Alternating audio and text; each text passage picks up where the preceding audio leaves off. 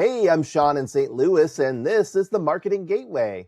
We're out of the office for a couple of weeks, and so this week we'll ring in the new year with 5 ways marketing may change in 2026.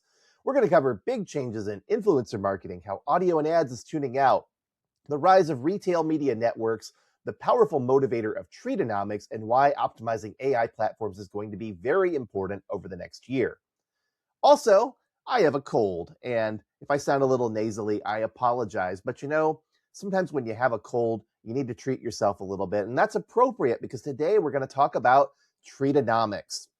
And if you haven't heard this term yet, you might have heard of an earlier phenomenon called the lipstick effect, which was coined back in the 1930s and then had a resurgence in the post 9/11 era.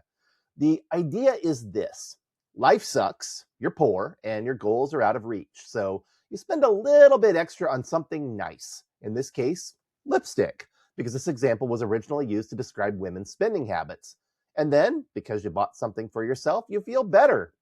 It doesn't just apply to lipstick, though. It could be about buying a new tablecloth to cover up an old table, or new throw cushions to spruce up an aging couch, or some new rims to put on your crappy car. There are other terms, of course, like pick-me-up or guilty pleasures or small indulgences, but Treatonomics differs in an important way. Treatonomics is also about big indulgences that you pay for using credit cards or buy now, pay later services. And this includes things like pricey concert tickets or spa days or breakup parties or dog birthdays. And there's a whole subset of products geared at kidulting, which is a term for remarketing products traditionally positioned towards children to adults, like Lego sets or collectible rubber ducks or those inexplicably popular Labubu dolls. So let's first of all consider the downside of all of this. Treatonomics is mainly a phenomenon that occurs when people aren't feeling too optimistic about the future and don't have a lot of disposable income, but still have access to credit. So it's not exactly a sustainable trend you can build a business model around, and by the time you bring a product to market to address it, you might already be too late. What I would encourage marketers to do instead is to think about the psychology of Treatonomics and how it fits into a brand strategy. If you're selling home appliances or cars or high-end cookware, forget it. This trend is not for you. It's also not very effective for everyday items and household goods where prices are driving consumption.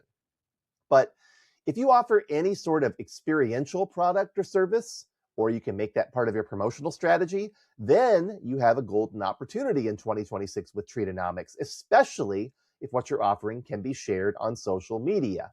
So here's how the strategy works.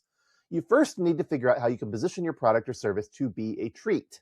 Now, if you're offering cakes or cookies or candy or flowers or bath bombs or other indulgences like that, you've probably already got that figured out. But, if you're selling something less obviously exciting to customers, like, office supplies or pet toys or portable fitness equipment, you're going to have to do some research to understand exactly why customers might view your product or brand as desirable and what steps you need to get the public to see it that way. Your next task is to work on your positioning. And this is where you may want to engage a creative agency or a strategy firm to help you think outside the box a little bit.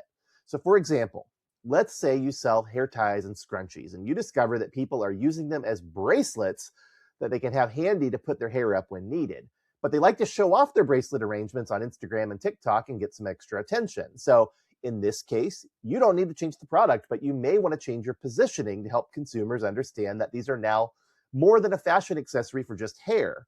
And you may even spotlight particular designs within your product line that look great when they're worn as bracelets. In services, you can play up the experience of doing something out of the ordinary. Perhaps your regular everyday attraction can be turned into a daycation type destination, or perhaps you can offer classes or live performances or guest speakers or something else a little special at your business.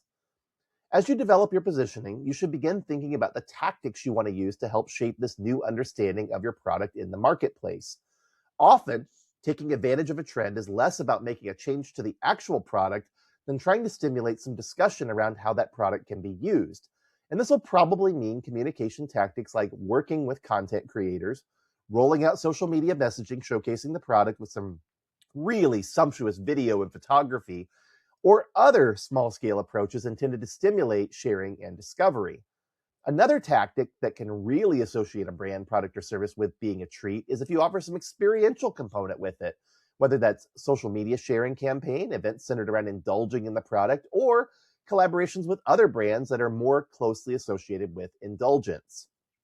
The nice thing about this trend is that people tend not to be as price sensitive about the indulgences that they choose, but it's really important to keep in mind that Treatonomics is not a diamond bracelet or luxury vacation or new car kind of indulgence. It's more about having a slice of a really nicely made cake, not about custom ordering a cake just like it from a really high-end baker.